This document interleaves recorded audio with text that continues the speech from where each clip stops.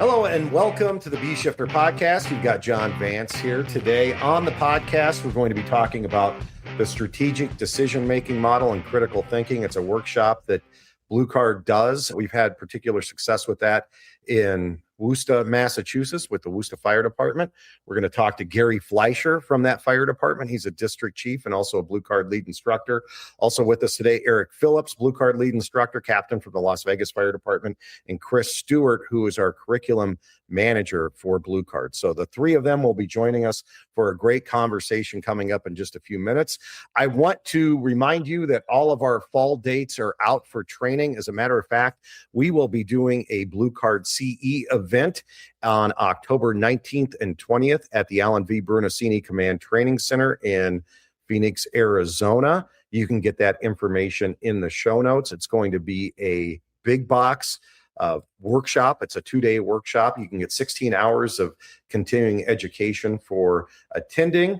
Shane Ray will be there. He does the first day talking about fire protection systems, how they relate to firefighting tactics and strategy, and also the way that we get in trouble by not appropriately knowing how they work and how to supply and control those fire protection systems. And the second day, we'll look at some case studies and do some simulations. It's a great class, and it's also a great way to get out to the AVB CTC in Phoenix. We want to invite you out there so you can experience people from all over the country getting that education. So go to our show notes on that. Also, a number of Train the Trainers and other classes throughout the country are at bshifter.com. Check out those dates. Now let's head on out and talk to the guys today about strategic decision-making and critical thinking. So I'm coming to you today from Minnesota. Chris Stewart's in San Francisco, and Gary and Eric are in Utah at Eric's place. But we're all kind of on vacation in one form or the other, but we're taking time to be on the Bee Shifter podcast. So I really appreciate you guys taking time. And Gary's on the Chevy Chase adventure across the country right now with his family, taking his kids and family across the United States on probably arguably one of the hottest summers ever. So how's that going for you, Gary? That's good. We got the family trucksters parked right out here in the back parking lot, leaking oil all over Eric's driveway, but we're doing all right. We can all just clean up. Yeah. We just roll it. It's so good that you guys are here today. What we want to talk about is strategic decision-making and critical thinking, and that's a workshop that Chris and Eric do. They go around the country, and Gary Fleischer, being from Worcester, has had some experience with that, and you're doing another workshop coming up. And we wanted to talk about how that workshop really talks about the why of Blue Card and what it brought to your organization, Gary. And I guess let's start off with rolling Blue Card out. You guys are newer to Blue Card. It's been the last couple of years you guys have started doing Blue Card. Talk about that rollout and how that worked and maybe some of the pitfalls that you can talk about for others that are looking at either rolling it out of their department or overcoming some of the obstacles they have. Yeah, so I think it's real important we rolled this out that you have to understand the why, the why you're doing it. And just to give a quick background, I don't know if this story has ever been kind of publicly told. I think I might have mentioned it in some of my breakout sessions at the Hazard Zone Conference in 2024. But the why for us in Worcester, as many people know, is the amount of line of duty deaths that we had in a short period. So we lost 9 guys at 4 line of duty death fires in a span of less than 20 years. And, the last one being in 2019. And with that, every single time we invited NIOSH out to do the NIOSH line of duty death reports. And as you all know from reading NIOSH reports, they're getting longer and longer and more detailed, which is awesome. Everybody needs to read them, but we all know towards the end of that, we have the recommendations they make. And the why for us to writing this grant is we started to compare our NIOSH reports from 1999, 2011, 2018, 2019. And what we started to see was by the time you get to the 2019 line of duty death report, there was a number of recommendations that were repeated 4 times, and in some like 3 out of 4 times. And that's kind of the basis that I took when I wrote a FEMA AFG grant to be able to bring Blue Card into Worcester. So I knew the why. And then, the chief put together the plan that he had to roll it out. We put some chief officers through the train the trainer. And then they decided that we really needed to put all the chiefs through the train the trainer, and other instructors, younger instructors, some up and coming lieutenants and captains. And they all really got the why.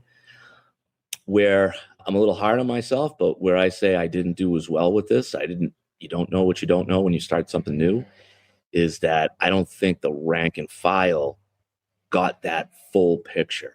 And in the way I handle it now is whenever we do a CTC in Worcester, I make sure I'm there on day one, and I do a little why presentation, and we'll go over the recommendations, and I'll ask the students, if you were in that corner office and you were the chief, how would you solve these problems? And I think originally the room would have been silent. Now a lot of these guys have been living in the Worcester command system based on the Blue Card system, that now they can answer those questions. They're like, well, you got to have Blue Card come in and teach it, because there's no way a department of our size, 400 people, 400 plus people, are going to be able to build a complete system like this and solve every single one of those problems. It's just not possible. So what I say about that rollout is a couple of things. We mentioned it on podcasts in the past. The number one guy's got to be on board. If your top dog's not on board, it's going to be really difficult, because you got to back this thing with SOP changes and make sure everybody's doing what they're supposed to be doing and following through with that. Make sure you have good instructors, and really make sure not only they teaching the full system, whether you're going to use every little bit of it or not, you teach the full Blue Card system. And really, if you're not using everything that's in there, you're not using the system. But make sure everybody understands the why you're doing it. And I think the last thing I would say about, rollout and the why wasn't there in 2020 or 21 when we started doing this. And it's a disturbing trend now in the fire service. And I don't know if it's going to stop, probably not. But it's the legal matter, and we look at some of the top 3 big ones that we've seen. We've seen in Illinois, I think it was in Illinois in 2021. Yep. A department was sued for the line of duty death of a lieutenant. Was it Rodriguez? Maybe. I'm not sure if I got correct. I apologize if I got that name wrong. And it was recently settled in court for $31.5 million against those communities and their fire department. And then in Buffalo in 2023, Jason Arno lost his life at a fire, and the family sued not only the city of Buffalo, but I believe like the building owners and maybe contractors. I'm not sure, but they just settled out of court, I think last month, for $5.9 million. And then of course in Columbia, South Carolina, where they had somebody from Irmo dying, that's now in litigation. And the interesting thing about them is when you see, I got to read from the list because I can't remember them all, but when you see the charges, when you read them online, it's fighting in an offensive strategy with defensive fire conditions. I mean, this is quote, lack of accountability, mayday is not recognized or answered, no safety officer, no transfill RIT pack deployed, unknown location of basement accent, no voice, vision, or touch. And a lot of these I'm just repeating, failing to follow NFPA standards, inadequate risk management, mishandling a mayday. And, some of these departments were already cited by OSHA if they're in an OSHA state. So, that list I just read, that's all covered in the 8 functions of command. That is your why. And this is kind of how I start every CTC now. And I wish I could turn back time and go back there and do that with our, originating guys that went through the program. So when you're rolling this out and you're going to have that discussion, you mentioned something, Gary, about having the chief there. And I think all of us have been part, now that we go on the road and we teach this and we're out and about, where we see that there's utter failures if the chief isn't saying that this is what we're going to do, or the command staff isn't on board, or they're just checking a box because they identified somewhere in a strategic plan they have this blind spot. But you really do need the support from the top down. How does that look for your organization, and how does that conversation go with your chief and the other command officers? Well, our chief of the department, Martin Dyer, just recently did a podcast with you guys. Maybe you can link that in notes. But yeah, he's truly the leader of this. And the way that he looks at it is, first and foremost, this is something we needed, obviously based on the why that we just talked about. He doesn't want anybody to realize they have to adopt this after going through a situation like we went through. Like, get ahead of it. Train your guys now and stay out of trouble. And that might make those departments, proving that why to them might be even harder in that case, because you don't have a personal connection with your brother firefighter that went down. So, in our situation, we used our own issue, our own problems, but maybe look at departments that had near misses or line of duty deaths in your area that you're close to. Maybe departments across the nation that are similar to your deployment and your staffing, and try and get some personal connection where your guys can look at this and say, hey, these guys are just like us. But in the other way our chief looks at it too is, this is the training program and the system is blue card, but we wrote it directly into our procedures and policies, and it's now the Worcester command system. And that means that you have to follow the SOPs and the policies and the procedures. So now it's not just like, hey, I didn't like that training, I didn't like the way you do it. No, we all have to be consistent. We all have to do an identical initial radio report and a follow-up report and 360s. Everything is documented in there. You can't just choose to do it or not do it.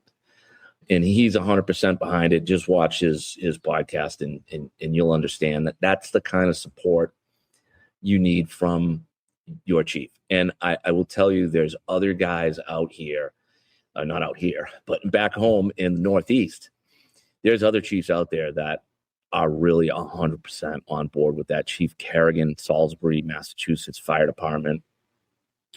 And there's other chiefs that we've worked with in Norfolk County and now on the Seacoast region, which is Mass, New Hampshire, and Maine.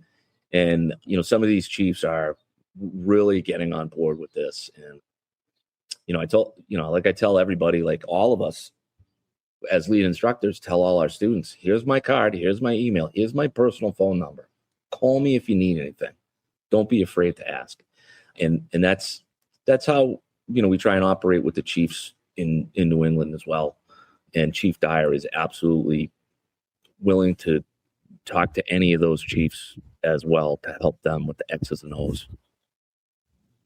Chris and Eric, with the strategic decision-making program that we do in critical thinking, how does what Gary is talking about, what information is in that program that is helpful for understanding the why?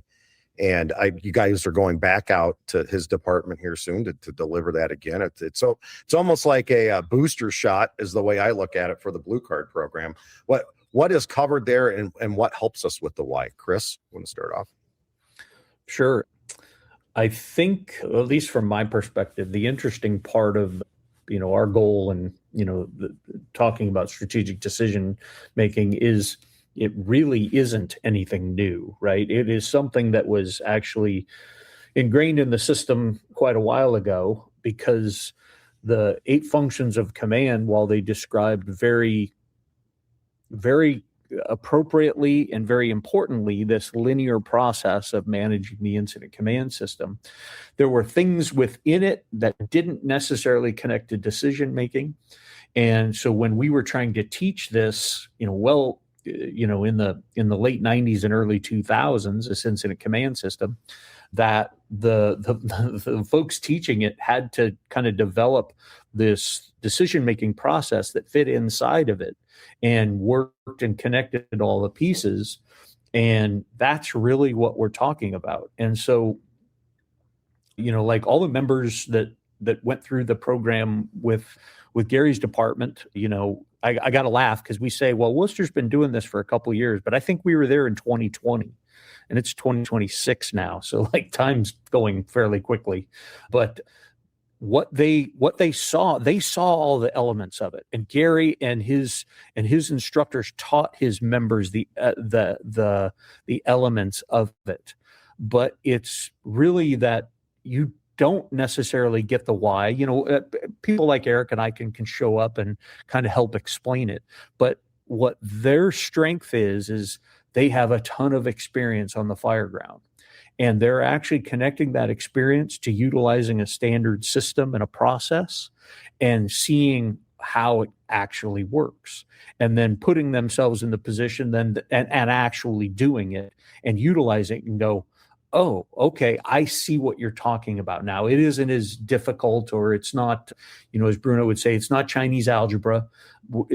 We can actually execute this. And then we try and give them in the class the ability of how to exercise it before the incident or in between the incidents, or to teach people how to do it from the beginning.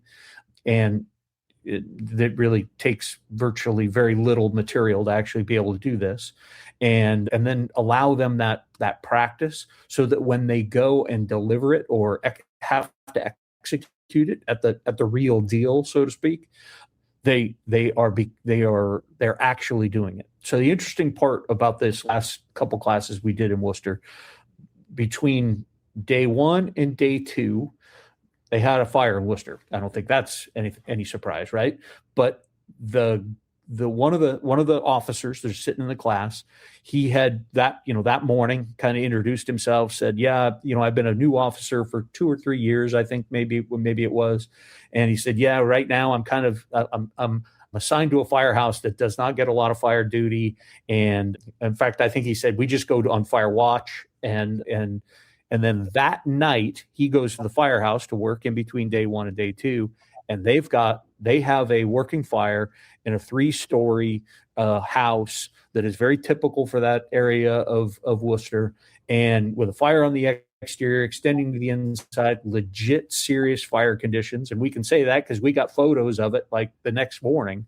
And that guy who hasn't had the opportunity to exercise the system very often nails it. And he nailed it because he was trained effectively. He nailed it because there's been some ongoing thought on his part on how to be ready to actually perform. And then the system worked, right? The system has to work. If the system doesn't work, that nobody's going to use it. And so the next morning we were able to say, okay, tell us about the incident. What happened? Why'd you do what you did? And he utilized the system then to be able to explain it kind of matter-of-factly, and then be able to point to all the things that they did to say, this is why it ended up being a good job. They knocked the fire down. They made some good decisions in where the companies went, what they actually did and what they prioritized.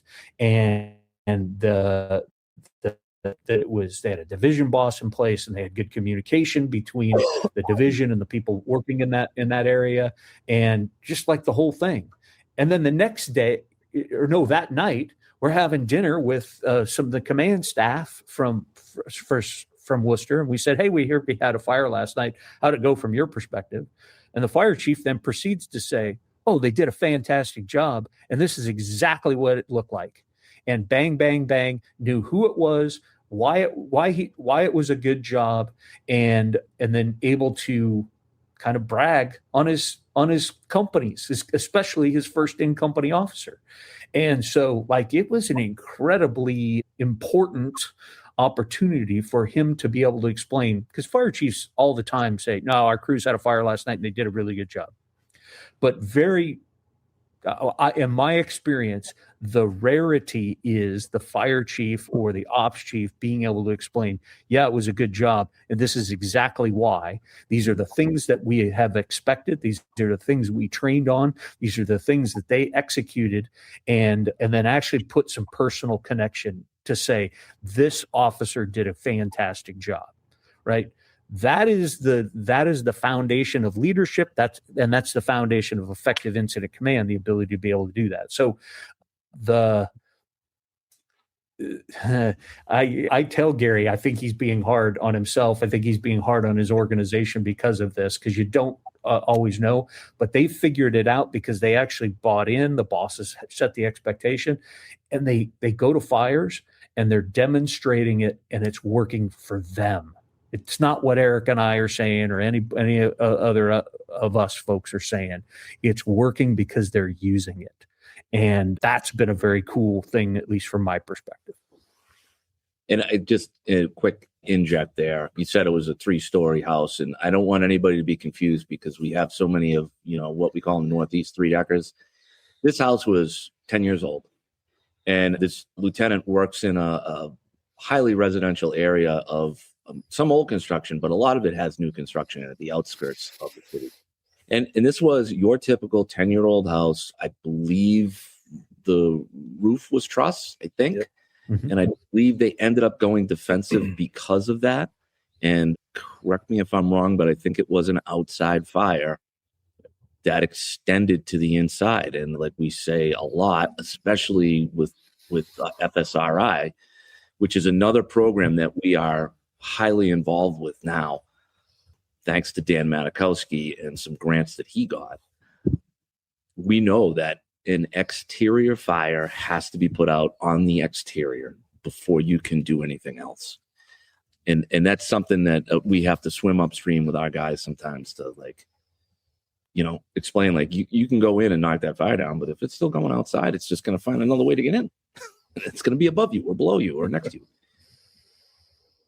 I think one of the things with Worcester that's impressive that we all got to think about when you're rolling this out on that conversation we had earlier is that it's not one and done. And so you go through the online, you go through the 3-day cert lab. There's only so much you can talk about in that 3-day cert lab. And what's impressive, what they've done with their department is it's kept going. And they've revisited certain areas, brought in 2-day classes throughout the 6 years. I think you guys have been involved with it. And each time that you do that, you break down a small section of it to get a better understanding. So some of those areas that maybe you weren't quite sure of how maybe it worked together or wasn't quite proficient in them, when you bring in those 2-day classes, you leave that with a much better understanding as how does that work into our organization, but how does it work into the 8 functions of command, and how do I use it on the fire ground? So the coolest thing that I think about the 2-day strategic decision-making class is that we look at that model that we all get just pounded into our head, whether it's online or through the 3-day classes, that strategic decision-making model. But the question is, how do I, as a first-in company officer, utilize that on the fire ground when I show up, when things are coming at me at a rapid pace? And so when you break those things down box by box, and we ask, to get us going, 6 questions to get us all kind of on the same page for our size up, now that's actually an item that's trainable and repeatable for me as a first-in company officer on the fire ground. It's so easy to say, at a fire when one doesn't go good, why did you do what you did? And a lot of times, I know for myself early on, it was, well, because that's what we've always done, or that's what we did on the last fire and it worked. Well, this fire is different. You hear that saying that every fire is different, but do we really treat it, or do we really think about the fire that we're at right now as that unique fire that we got to evaluate the critical factors and start to make decisions? So to me, when you have that 2-day class and you sit there for a couple of days, focusing on just a strategic decision-making model and how do you implement in the field with some sets and reps and actually train your people, you're giving them a process that's trainable and repeatable. I can sit in a classroom and train on it. I can take it to the drill ground and do it without live fire. Then when I get to the fire, I'm already trained on it. And the awesome thing is you can repeat that same process on all the calls that we go on. We often just talk about the strategic decision-making model for fires. But that same process applies to hazmat calls, explosions, car accidents. We're getting a lot of EV fires that are unique to us, that have a unique set of critical factors. You name it, this system applies to it with a few minor changes in critical factors, but it's still trainable and repeatable for those incidents that we go to, because they don't know who else to call. So they call the fire department. We're going to respond, and you're expecting that first in company officer or chief officer to make decisions, but we really don't give them a process to operate in that gray area. And so having this process that's trainable and repeatable, it helps out in those incidents that we call that gray area. They don't know who to call, so call the fire department. They'll figure it out. So that's what I love about the class, is that we're giving them a process that you can use. I think sustaining it is so important, and having a plan to sustain it. In the fire service, we have ADHD. I mean, most of us have that as far as our DNA and personality. We're off to the next thing so often. Plus, we struggle with turnovers, particularly the fire chief. We're turning over fire chiefs in some organizations every 5 years. So it's really easy to get your eye off the ball. What are some of the strategies that you guys have to sustain this, in addition to this valuable workshop, but sticking with the entire program and using the system, like Eric says, daily? So as far as the workshop goes, and I came out to Phoenix a number of years ago, shortly after Eric and Chris put this thing together. And I took it out there and said, you know what, this is really what I need to bring back to the city. However, you have to be very patient because you got to get the funding, and you got to get the plans and the approval. And I'm lucky that, my chief and my assistant chief of operations has a lot of faith that what I tell them, what my opinions are, is going to be positive. It's going to have a positive effect on our people. So we wrote a grant to put every certified blue card person in our department through the strategic making, through the critical thinking, strategic decision making workshop. And the why is one of the big reasons we wanted to, revisit that and drive it home. And then we are also bringing a Mayday workshop, probably over the winter. We haven't scheduled it yet, to really, I think, kind of close the loop on everything. It's like kind of the one last thing that we really need to learn a little bit more on, revisit it, and then drill it down. We did some practical drills a couple of years ago, using blue card, but I think we really need to drill it down and show our chiefs and our senior captains how that works. So those are the workshops. But other than that, our strategies on a day-to-day basis is we use blue card for any multi-company incident we go on. So we get initial radio report on everything. We get follow-up on everything. And we do command transfers, when necessary. We do it on every multiple company. And that's awesome, because you can't have that muscle memory without doing that. And then not only that, we have the luxury of having a training facility and having a burn building. So anytime we run live burns, it's done completely in that blue card model. And anytime we do just multiple company evolutions in that building, whether we're using pepper fog or we're using a smudge pot, we're doing the same thing. And this is a great spot for us to put our potentially promotable guys, captains that are maybe going to be district chief, to have them run that IC number 2 role and learn from that angle. And not only that, we'll do in the wintertime, I love doing the tactical games, like the games that Ed Harton puts out. And JV, if you can link Ed's stuff again to this podcast, we use his stuff all the time. I use it all the time. And then, of course, you can run the simulations on the iPads just like you do in the CTC. So those are our main strategies. And anything we do training wise, we try to make sure there's some portion of it contains command, the 8 functions of command. And then we use those as CEs for, our 3-year cycle of recertifying as blue card certified instructors. I think that's a great point. And I had a phone call from somebody here in Minnesota the other day saying, I just don't know how we can sustain this. It's too hard with, having to do blue card training on top of everything else. And after a few questions, I understood that they really weren't integrating blue card in with everything that they were doing. And when you're successful with it, you're integrating it, just like Gary says. You're going to the training tower. We're going to do size ups. We're going to do command transfers. You can literally integrate it into just about everything. Now, there's some task level training that obviously you probably can't. But if we're doing anything multi-company wise, you can integrate blue card into it and turn it into another training opportunity. And I would say, along with that is like, you look online and you see what guys are showing for videos like, hey, look at this training we did the other day. Okay, so let's say we're doing RIT training. How come you can't integrate command training into that? Instead of starting with all your gear on and putting a transfill bag on a victim, start with that RIT team, your on deck company on the outside, and have somebody call a Mayday, and then have the command officer receive that Mayday, or the division boss at that point instructs that team to go in and use the terminology, use that radio traffic. It's a perfect time to do it. And you could do it with almost anything you do. You want to do training on stretching a line to the second floor? Start from the incident command level. Command engine 3 answering, engine 3. Take a line off engine 1's pump. I want you to stretch through the alpha side of the second floor for fire control and primary search. And now they start that task level training. They pull that line off, they charge it, they check their nozzle, they advance it up the stairs. And then maybe they call back with priority traffic. Maybe they call back with a status change. You can absolutely work it into almost any type of practical task level training.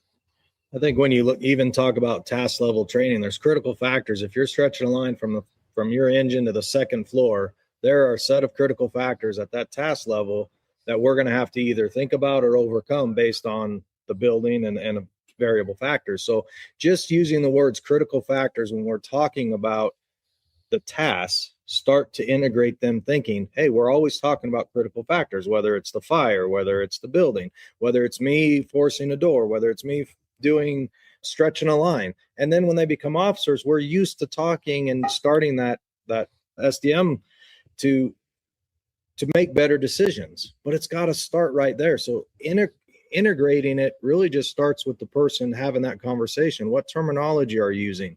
When you look at that, why are you choosing this size of a line versus that size of a line? That's all critical factors, but yet we don't really correlate the two when we're doing that training. So I think it's much easier once you kind of switch your mindset a little bit, and how do we wrap everything around maybe that terminology to start, but really that starting to make decisions on the fire ground. Believe it or not, everybody that shows up to that fire ground is making a decision. Everybody. Where are you parking the apparatus? What line you pulling? How you forcing it? Are you going to transfer command? Are you not going to transfer it? Am I going to talk on the radio? I mean, there are decisions being made all day long on there.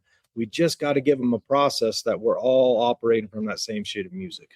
And I would ask you, do you see things in your department where if you do task level training and you don't discuss what leads into it or work on what leads into it and what you do after that, do you see people at that point getting maybe confused or forgetting what the next step is? Because when we did this task level training, we always stopped once we put water on the fire.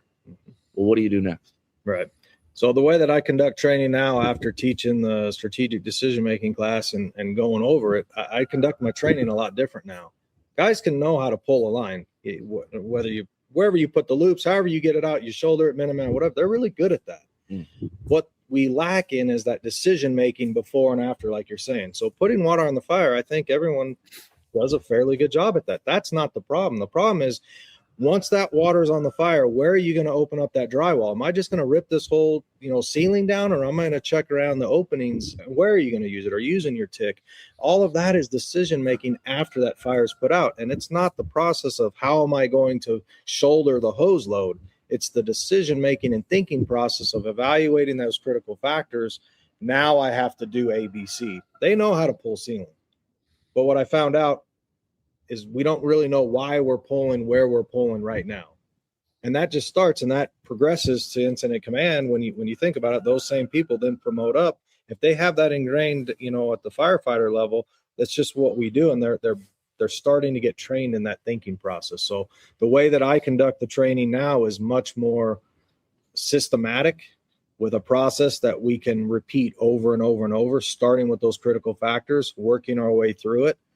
That then changes their actual physical work of pulling the hose line or where they're pulling ceiling at. I think like, I'll give a fire service example, right? We do RIT. Let's say we're doing RIT training, or even if we're doing search and rescue training and we're removing a victim, right? So what are we focusing on there? We're focusing on the guys being fully dressed in their PPE, going in, doing a good quality search.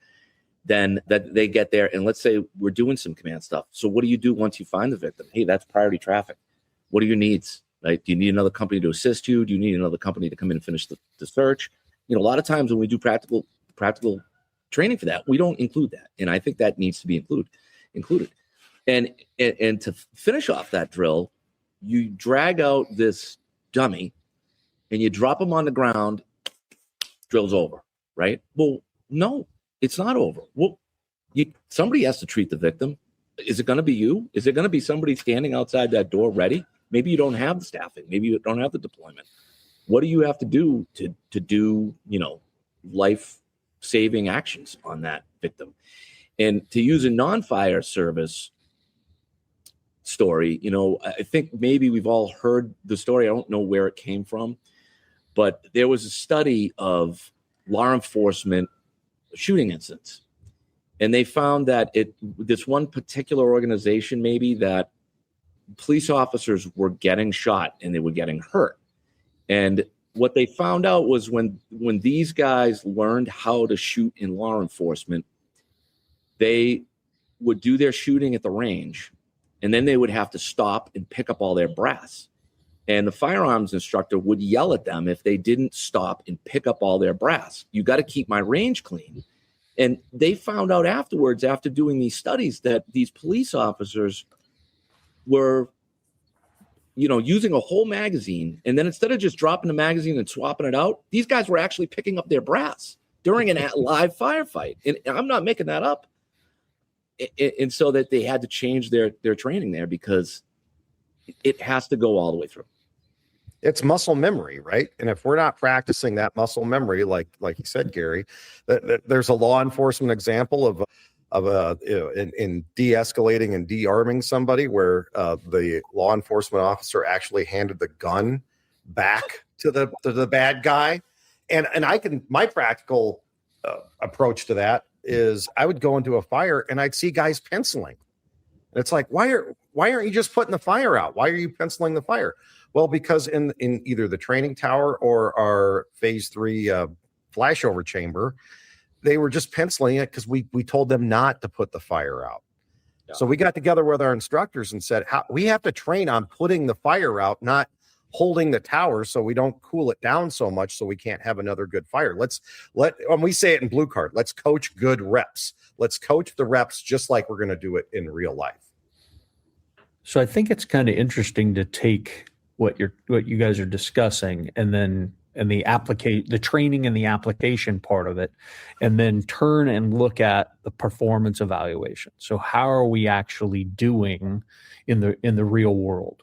And I think there's a couple elements here, and I'm bringing this up because this was a topic of conversation there in Worcester. Is yes, there's an evaluation of, okay, how are we utilizing the system, and clearly the evidence is we've got great incident audio that Gary shared with us that we've talked about. Here's how they were applying the incident command system to actual incidents, and what about it was very good, and then what about it then can allow Gary and his folks to say, okay, here are the things we're going to work on next because these are the areas we want to shore up or help other people with.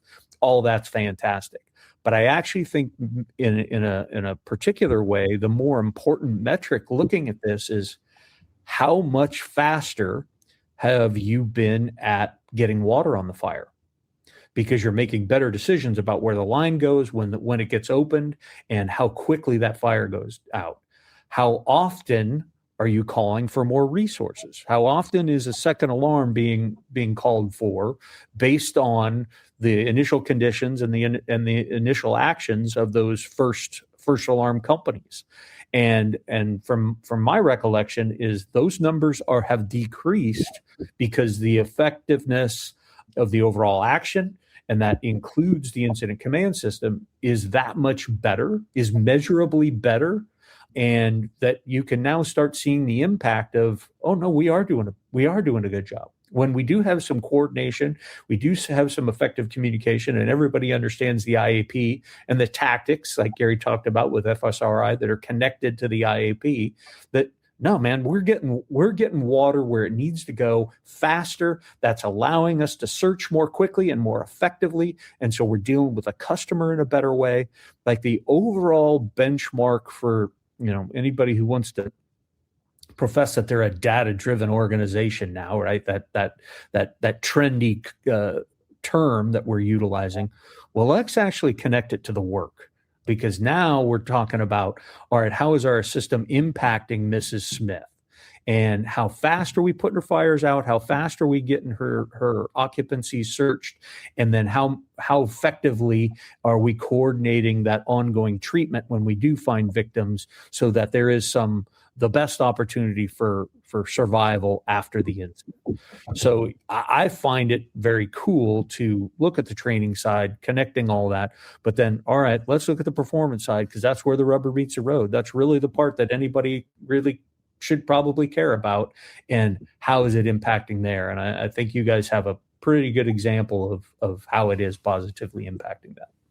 Yeah, putting water on the fire is number one. I mean, we all know number two is removing the victim if there is one. And like you said, using the system, taking that program, one of the things that we should be identifying is IC number one is like, is this space survivable, and can we search it? And I really don't think that our department has ever looked from the point of view of IC number one saying after a 360, like, hey, there's a bedroom on the second floor that's directly above the fire. Let's make sure that's one of our priorities to search. And take it a step further, if you're a department that really practices VEIS, like maybe that's that assignment that should be made after the 360s. Hey, next company, I want you to start search here. And it's that question about, searchable space and a survivable space. And through that front door, the same way the line went in isn't always the best way to make that search. And there's a lot of people out there that are still like, hey, the best survival rate is doing it the fastest. Well, let's identify where we're going to do it and the fastest way to get there. Actually thinking and making a decision. That's pretty awesome. I think when you look at some of those things that Gary mentioned earlier on the ICs or departments or chiefs getting sued, that he mentioned all those critical factors. When you look at the strategic decision-making class or blue card in general, it addresses all of those. So it's so easy to read a report and they tell you, here's the problem. But we really don't have a way to say, how do I improve on the fire ground? And I think that the 8 functions of command and blue card, when you go through the CERT lab, you're starting to put those pieces together. But I think the strategic decision-making class really ties all of that together with the why. And I did mention it earlier, but we take each of those boxes in the strategic decision-making model and break it down one by one and really relate those back to, let's just say the NIOSH top 5 to 1561 or 1550, 1700. And so it all ties together. So now when you go back and you read those reports, they're actionable items that I can now take in and have that knowledge, but now my behavior on the fire ground, I have a process to apply all of that to hopefully make a different decisions because I have a system that ties it all together. So when I look at that, that is awesome to be able to give me a system as IC number one with everything going on to have something that's trainable and repeatable that matches best practice. One of the conversations we end up having with folks is, the folks who don't really know blue card or don't know why they're doing it, is those go-getter company officers that just let me go to work. I just want to go there and go to work. But what does that mean? And what we're trying to do through this program and the other blue card training is giving you the reason why you're doing it. Think about what you're doing and why you're doing it. And is it a survivable space? What's going to hurt or kill you right now? What's going to hurt or kill the victim right now? And trying to get to those. But I think, how do you guys have that conversation with people who say, hey, I just want to get there and get to work and not really go through this strategic decision-making model because I don't understand it? Yeah, it's real difficult to have that conversation because some of those guys, you know, they don't want to hear. They're probably not going to ask you, first off, and they might not even want to listen to you. But it's real difficult. Like, you have to say, you know, look at some of these NIOSH reports. Put yourself in that particular officer or firefighter's position when he made or she made some type of decisions that ended up in a line of duty death, whether because of them or because one of their crew members. And, you know, how do you feel? Would you have made those same decisions? Would you have, okay, they did X. Would you do X? Yeah. Okay, then they did Y. Would you do Y? Yep. And then they did Z. Would you do Z? Probably. I probably would have. Okay, does the chief know where you are? You know, do we have sufficient resources to come in and back you up if you needed it? Somebody mentioned earlier, you know, did we call for more resources? And I think if you can get them to look at that and honestly look at some like near miss stuff and get them to relate their actions to the same actions of these firefighters that were hurt or killed, is, you know, hey, we have to do this differently. You know, the cliche, right? The definition of insanity is doing the same thing over and over again and expecting a different result. And, you know, a lot of the guys that we have in our department, they're legacy guys, fathers, grandfathers, uncles, brothers were on the job. And, you know, even before the time that I came on, man, we had a lot more fires and we had a lot more personnel too. And those guys, they just knew they had that prime recognition model because they fought so many fires. And now with the changes in you know, the insulation of the building that affects the flow path and the materials that our furnishings are made out of, the time frames changed incredibly. And, you know, we learned from some great firefighters, but what I try and explain to, you know, everybody, whether they're legacy guys or not, is those awesome guys that you worked with or that your dad was or brother was, they're not walking through the door. They're gone. We're having less fires now. Our department, I would have to say, I don't know the numbers, but I'd say 50% of our department has less than 10 years on the job and maybe more. And you have to look at what's around you. You may think you know everything. You probably don't. You don't know what you don't know. And those guys that you're responsible for, they haven't been around that long. And, you know, we really got to think about doing things differently. I like to particularly interested in it because I like when those guys are in class, you know, the people that we're talking about, the hard chargers that have a view of how to be successful on the fire ground. I think it's important. I think it's important to say, thank you. Yep. That's exactly what I want. You have permission to kick ass. That's why I want you. Everybody in this room has permission to kick ass, but we're going to do it in an organized way and we're going to do it managed way. And I actually have an expectation that you think, and I already know you're thinking on the fire ground. Let's give you some things that kind of help that process and help you make decisions and know when and how hard you're going to kick ass when the time comes. And that, man, at least in my, you know, the organization I came from, the places that we've gone and taught and interacted with these members, which are highly important members, right? They tend to come away with, oh, okay. I thought this was meant to throttle my ability to do things, and rather it's the time and the place of when I should do it, and it's got to be coordinated. And none of us get to operate autonomously on the fire ground, including the IC doesn't. So let's. Yeah, I like those folks in class. I've had great interactions with those folks in class. I've learned stuff from them, and I'm not going to shy away from those folks at all. Like, in fact, that if anything, they're the core audience, quite honestly. I think the other thing too that we do in class is when you have those folks, which I think we all are. I don't think anyone likes the firefighter sitting in the back or the company officers showing up that don't want to be the go-getters and the ones that want to go to work. The coolest thing about this is we're going to put them to work in the best area to address the needs that I have right now under one incident action plan. But even more important, when we do it in an organized fashion, it really protects us that go inside. If, heaven forbid, you hear those words, Mayday, I want the people on the outside to know where I'm at and what I'm doing, all to help me if something goes wrong. So it's a give and take. It's not just about one side or the other side. We have got to work together because you never know when something's going to happen. And when it does, we've got to be able to save those firefighters inside, knowing their position and function. So we're going to let you be a hard charger. We want those. As Chris said, it's just going to look a little bit different. And it's going to be, in my opinion, faster than the way it was to solve the problem. Just throwing people inside of a building that's not coordinated is not going to make the fire go out faster. In fact, I think sometimes it has a negative effect, and it'll take longer because people are beating to their own drum and we're opening up holes. We don't have hose lines, and everyone's just doing whatever they want. And so when it's organized, you take those hard chargers, you put them in the correct positions the first time, not the second time or third time, and then you have a result for everybody.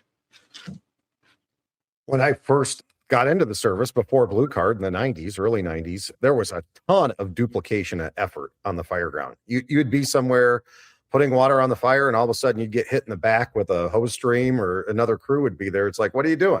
Oh, we're coming in to put out the fire. We got the fire. We got to do some searches behind us or whatever. And nothing was coordinated. It was chaos. We weren't using companies appropriately. And I think not only this class, but the system allows us to use people appropriately where they're needed using the strategic decision-making model. You guys have anything else on this topic before we wrap?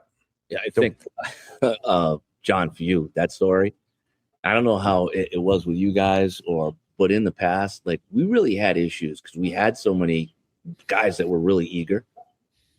Nobody getting hydrants timely. You know, I can't tell you how many times I've heard audio or been at fires in the past where the guy in the pipe runs out of water. And it's funny, it is, you know, we kind of ran a order of arrival thing. And, you know, the first company, everybody knows who the first company is there, right? They get on the radio, they start talking, they start stretching a line. Everybody knows them, right? So they're going to do fire. Then, you know, the common running assignment was the second company that got there fed the first company. The third company that got there was generally a backup line, which is an interesting topic maybe for another day. What is a backup line? Ask 50 guys and you'll get 25 different answers. And then, you know, the fourth due company was probably stretching another line. So now you do a hot wash or a critique or a tailboard talk or whatever you want to call it, and you're outside and you say, all right, guys, who was first due? Hand goes up, right? Who was second due? Nobody was second. Who was third due? Everybody's hands go up. And it like that. Hey, that's why that doesn't work, guys. And yeah, like you said, getting hit in the back of the head with a hose line, they think they're first in and you're already there because you came in a different door than they did. Yeah, huge duplication of effort, and then the stuff that gets missed, especially continuous water supply. So, yep, I think you're right on target. All right, before we go, let's do a timeless tactical truth.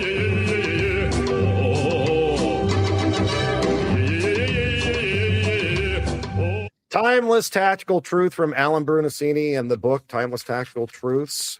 This one says, managers cause good things to happen. Leaders stop bad things from happening. Managers cause good things to happen. Leaders stop bad things from happening. It takes a lot of leadership to identify where the flaws in the system are and try to fix it. What do you think, Eric? Well, I think it's always hard to do the right thing. Sometimes it's a popularity contest with leaders and they do things for the wrong reasons. And when you're a true leader, you got to do the things that a lot of times are unpopular for whatever you're talking about. But that's because it's the right thing. Right thing is not always easy to do. Yeah, and John and Chris, I mean, when you move from that company officer to that district chief, I always was told, firefighter to officer is the toughest transition. Maybe it is, but that move from company officer to a battalion level, district level chief, did you guys find that was difficult? Now you're a chief, you're in charge of all these guys, but you still want to be the guy in the firehouse, and you got to balance that friendship with that leadership role. You can't be friends with the people that you, and when I say friends, I mean like where they're going to have dirt on you and you've got dirt on them, and, that kind of company level. Once you're in some of the chiefs roles, especially as fire chief, I love the guys. I love hanging out with the guys. I love nothing more than our camaraderie trips, but they had to stop. I mean, for me, it had to stop because it clouded my perception of what was going on, and also my ability to effectively lead and to say no. I'm not there to be their friend. A lot of reasons we get into this business is because of the camaraderie. We love the camaraderie. But at the end of the day, if you choose to put on the white shirt and either, ride the buggy or go into the office, you can't be their friend first and foremost. You have to be their leader because you want them to go home in the morning, and you don't want to have to pick up the phone and make a phone call or drive to somebody's house with the ultimate bad news. So that's what drove me, and that drove my decision making. But it is a hard transition, and it was for me because it's lonely. It gets to be lonely as the chief. Chris, what are your thoughts on that? So I think the difference between those effective managers who always know what to do and the leaders is the why, right? There's that conversation we were having earlier. It is the why. Is the leaders tend to know and understand the intent of process and what it is we're supposed to do. They can execute and communicate and create a path of why we're going to do it this way, whether it's in the moment with split-second decisions and communication, or it's bigger organizational things that they're leading that. Good dudes tend to be fantastic managers, right? And they suck at leadership. And so the relationships can matter there, that step up into the position and all that. I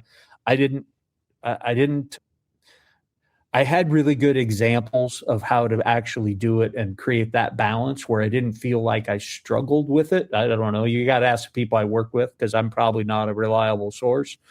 But I feel like that difference in stopping the bad things from happening, in stopping firefighters from being in offensive positions during defensive fire conditions, in managing accountability, doing all those things that we know are directly connected to bad things on the fire ground. That's the leadership. Is I understand why. I'm going to communicate, train, set expectations to be able to do all that. Where just the manager is, no, this is well, these are the things they said we're supposed to do, and it doesn't actually connect to the people or the mission. And so I kind of see that as the challenge there, the difference that I think Bruno's talking about. Beef I would have with battalion chiefs sometimes is if they ever read an order or a new SOP and, all right, this is what the chief wants us to do now. And it's like, we had a conversation about this. You sat in an officers meeting and you said you were good with it, but now you want to be Mr. Popularity when you're rolling it out to the troops and you're saying, oh, I guess this is what, and I'll own that every day as the chief, but it's like, get on board with it at least and look out for these people as a leader. That's the reason we're doing it. All right, guys, this is great. The chickens have settled down. It sounds like you guys are. Is that a working farm? I mean, where? Oh, no, it's not. Well, we got some chickens, some horses. You got an arena with some cows down the street. So yeah, a little bit of everything here.